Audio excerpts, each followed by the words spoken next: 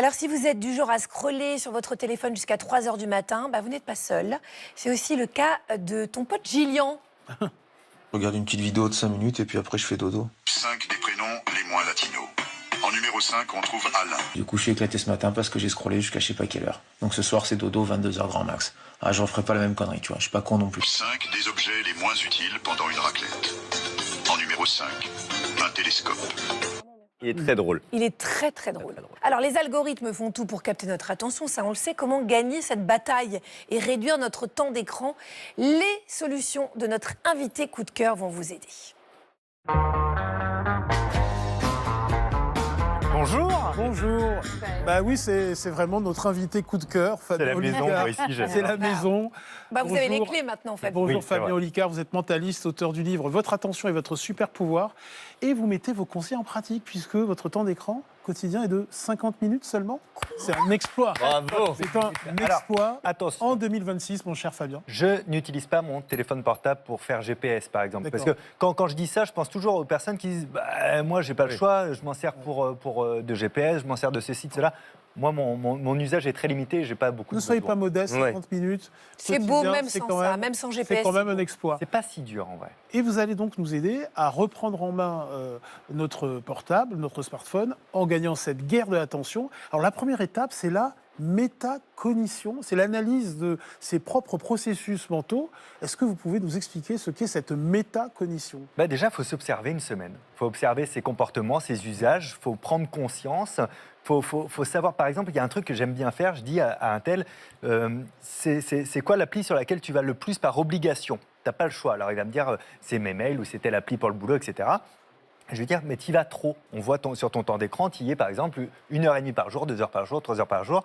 Cette appli, on la déplace de place par rapport à l'écran d'accueil. On la met dans un nouveau dossier. Et donc, on va prendre conscience en métacognition durant une semaine que on a le portable dans les mains avec le pouce à un endroit et on ne sait pas où appuyer parce qu'on vient de sortir le portable par réflexe et qu'on allait ouvrir l'application par réflexe, on ne l'avait pas décidé. En fait, l'idée pour moi, c'est de rendre toute action souveraine en termes de conscience. Donc, de chaque utilisation, elle est souveraine. Un exemple très simple que je propose aussi dans cette première semaine, c'est quand on sort son téléphone, moi ça m'a changé la vie. Je le sors en sachant ce que je veux faire. Je veux regarder le message d'un tel, si je l'ai reçu. J'ouvre, je regarde si j'ai le message ou pas, je le lis, et tout de suite j'éteins avec le bouton sur le côté. Je range pas le téléphone, je me dis, est-ce que je voulais voir autre chose? Ah oui, je voulais voir la météo de demain. Tac, je rallume, la météo de demain, j'éteins. Est-ce que je voulais faire autre chose? Non, c'est bon, je le rentre. Donc en fait, on évite d'être dans une routine après de mécanique. D'entrer dans la spirale, en fait. Exactement, parce que- c'est la boîte de Pandore. Et ce côté, c'est pas je le range systématiquement, c'est juste je l'éteins pour tout de suite me reposer la question.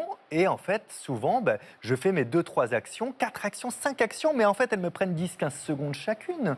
Donc en fait, c'est pour ça que mon temps d'écran est très réduit. J'utilise pas moins d'applications que vous.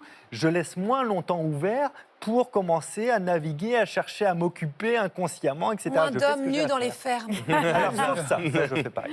Fabien, un autre levier puissant pour éviter de scroller, c'est la friction. C'est quoi la friction? Des choses qui vont nous permettre que ce soit un peu moins facile, un peu plus compliqué. Par exemple, si mon téléphone portable est toujours dans ma poche intérieure gauche, eh bien, je vais plutôt le mettre dans mon sac à dos. Il n'est pas loin, il n'est juste pas au même endroit. Donc en fait, ça devient un peu gênant parce qu'il faut que j'enlève mon sac à dos, il faut que j'ouvre la poche et il faut que je prenne mon téléphone. Créer de la friction, c'est faire en sorte que tout soit un peu moins facile.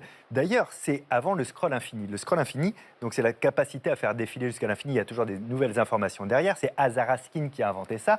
Aujourd'hui, il s'en veut, il vit comme un ermite. Il a l'impression d'avoir tué l'humanité, ce pauvre homme. Avant qu'il y ait ça, il y avait une friction. À la fin d'une page, on nous demandait page suivante ou pas. Et on reparle de la pleine conscience. Et ça nous a arrêté de scroller. Aujourd'hui, il n'y a plus de friction. Alors, il y a des personnes qui commencent à développer des choses. Par exemple, une friction, c'est que ça s'alourdisse. Plus on scrolle, plus c'est un peu dur de scroller. Moi, ça va vite jusqu'à temps qu'on appuie sur un bouton pour dire remets-moi la vitesse. Donc, on peut s'inventer de la friction. On peut changer son code PIN, son code de déverrouillage régulièrement. Un truc facile, un anniversaire qu'on ne peut pas oublier, etc. Mais ce n'est pas le même code de déverrouillage que d'habitude. De la friction, c'est je ne mets pas mon Face ID pour qu'il s'ouvre automatiquement. Il faut que je rentre mon code. Donc, toutes ces petites choses qui compliquent très légèrement, mais qui nous ramènent à chaque fois au moment présent. C'est bien ça. Alors Sylvie, on sait que c'est ça aussi le problème, notre téléphone peut tout faire à notre place. Donc vous recommandez d'avoir recours à nos propres capacités cognitives dès qu'on peut, parce que ça continue à entraîner notre cerveau, c'est ça? Exactement. Et donc, à chaque fois, vous savez tous, hein, vous êtes en train de discuter avec quelqu'un, vous cherchez le titre du film que vous avez vu ou de l'acteur ou du lieu où vous êtes allé en vacances ou quoi que ce soit, vous allez les chercher sur votre téléphone au lieu d'aller chercher dans votre tête. Et là, c'est vraiment pas la bonne solution pour 2 raisons. La première, c'est que vous automatisez cette action d'aller chercher dans votre téléphone, donc vous devenez encore plus dépendant. Vous avez externalisé votre mémoire, elle est plus dans votre cerveau, elle est dans votre téléphone. Et la deuxième raison pour laquelle c'est grave, c'est que ça altère vos capacités cognitives. On ne dira jamais assez que le cerveau s'use si on ne s'en sert pas. D'accord ? Et donc, ça va aussi réduire cette dépendance qu'on a au téléphone, parce que si le téléphone, c'est vraiment l'extension de notre cerveau, c'est clair qu'on ne va pas se passer de notre cerveau. Donc voilà, il faut être conscient de ce qu'on perd. Ouais. Alors Fabien, l'un des fléaux avec les smartphones, ce sont tous ces jeux mobiles hyper addictifs qu'Agathe connaît bien et dont les réseaux sociaux font la promotion en permanence. Souvent, on fait du double écran. On regarde une série et on joue en même temps. On est d'accord, c'est une mauvaise habitude. Comment s'en défaire ? Déjà, le coût cognitif, il est horrible. Hein. C'est épuisant de faire ça. Le double écran, alors ça, c'est terrifiant. Les jeux mobiles, si vraiment on veut avoir un jeu sur son téléphone, on peut privilégier un jeu qu'on achète. Pas un jeu gratuit, pas un jeu avec des choses qu'on va débloquer avec des micro-paiements. Pourquoi ?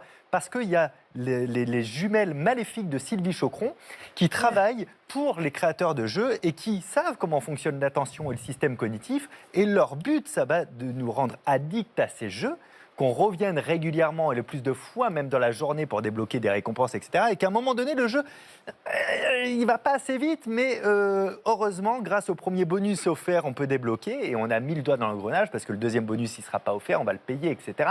Donc ils sont faits vraiment pas pour nous divertir, mais pour nous asservir, ces jeux-là. On peut aussi un peu calmer l'effet casino, que vous connaissez bien aussi. L'effet casino, c'est toutes ces couleurs, tous ces sons, etc. Voilà, si on passe notre écran en noir et blanc, il est moins attractif que ça. On peut le programmer. Moi, c'est 3 coups sur le côté de mon téléphone, ça passe en noir et blanc. Si je veux jouer à mon jeu de Scrabble, parce que j'ai le droit, en fait, finalement, si je l'ai décidé, je vais le rendre un peu moins attractif, comme ça, en noir et blanc. Il est tout aussi jouable. J'ai les mêmes bénéfices qu'un Scrabble. Et bizarrement, je vais y jouer moins longtemps. Fabien, j'ai vu dans votre livre que vous recommandiez ça. Je veux qu'on fasse l'expérience pour montrer que c'est vraiment très efficace et que ça perd presque de sa saveur. Et vous voyez là, la vie est beaucoup moins belle, sans couleur. Enfin, du coup, notre vie numérique, j'entends, hein, donc on n'a plus du tout envie d'y aller. Enfin, ça perd beaucoup d'attrait. Par exemple, voilà, toutes mes stories, voilà, je révèle un peu mon intimité numérique, mais regardez, il y a du bel et bien. Je suis pas si corpo. C'est génial, mais en noir et blanc, moins attractif. mais en noir et blanc, bel et bien, ça reste bien. De toute façon, quoi qu'il arrive, alors je mets un like. Voilà. Non, c'est assez efficace, franchement. Non, c'est fou parce que même les personnes justement qui disent voilà, telle application, j'y vais parce que c'est obligatoire, ou il faut bien que je réponde à mes messages, ou il faut bien que je regarde mes mails, bizarrement, une fois que leur téléphone est en noir et blanc, elles baissent leur usage de 33 à 66%, d'un tiers à 2 tiers en moins. Et on n'est pas idiot. Moi, j'ai envie de regarder mes belles photos en couleur, donc c'est facile. 3 coups de clic sur le côté et je reviens en couleur. On n'a pas dit de bannir la couleur, mais on s'en sert quand c'est utile.